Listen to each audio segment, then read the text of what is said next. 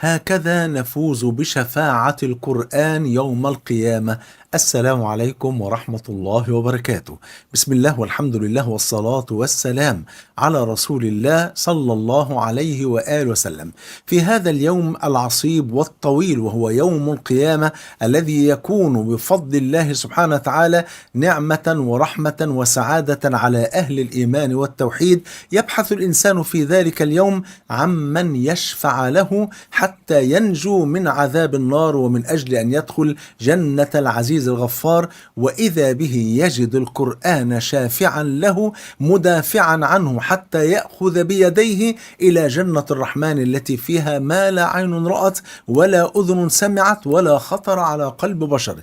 يمثل القرآن في صورة حسية ويأخذ بأيدينا إلى جنة الرحمن، بل ويرتقي بنا في درجات الجنة بفضل الله. قال صلى الله عليه وسلم كما عند الطبراني في الكبير وعند ابن حبان بسند صحيح، قال: القرآن شافع مشفع وماحل مصدق، يعني شافع وشفاعته مقبولة، وماحل مصدق يعني مدافع عنا ومصدق. من جعله أمامه قاده إلى الجنة، ومن جعله خلفه ساقه إلى النار.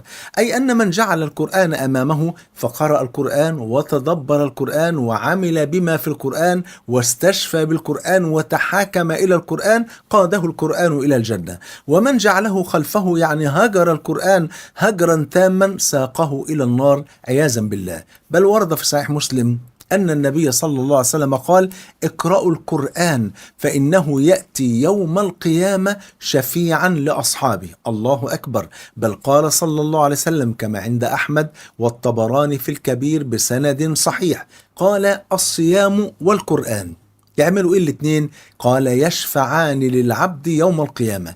إزاي هيشفعوا؟ يقول الصيام: أي رب، منعته الطعام والشراب والشهوات بالنهار فشفعني فيه. يعني الصيام يقول له: يا رب أنا ما خليتوش لا يأكل ولا يشرب ولا يأتي شهوته بالنهار فشفعني فيه. ويقول القرآن: أي ربي، منعته النوم بالليل لأنه كان بيصلي قيام الليل فشفعني فيه. فقال صلى الله عليه وسلم: فيشفعان. الله أكبر. يبقى القرآن يشفع لنا يوم القيامة لكي ننجو من النار وندخل الجنة. ولا يكتفي بذلك، بل يشفع لمن حفظ القرآن، يشفع له في الارتقاء في درجات الجنة، كما ورد عند الترمذي بسند صحيح أن النبي صلى الله عليه وسلم قال، وركزوا بقى في اللفظ، قال: يقال مش لقارئ القرآن، قال: يقال لصاحب القرآن الذي يصاحب القرآن في كل وقت وفي كل مكان، ما عدا المكان الذي لا يصلح فيه أن نقرأ فيه القرآن وهو مكان قضاء الحاجة، فيقرأ القرآن في كل أحواله إلا إذا كان في قضاء الحاجة أو كان على جنابة أو غير ذلك. المهم أنه يقرأ القرآن في أحواله ويصاحب القرآن في كل حياته بفضل الله. يقال لصاحب القرآن يوم القيامة: اقرأ وارتقي، يعني في درجات الجنة، ورتل كما كنت ترتل في الحياة الدنيا، فإن منزلتك عند آخر آية كنت تقرأها. قال الإمام الترمذي: أي عند آخر آية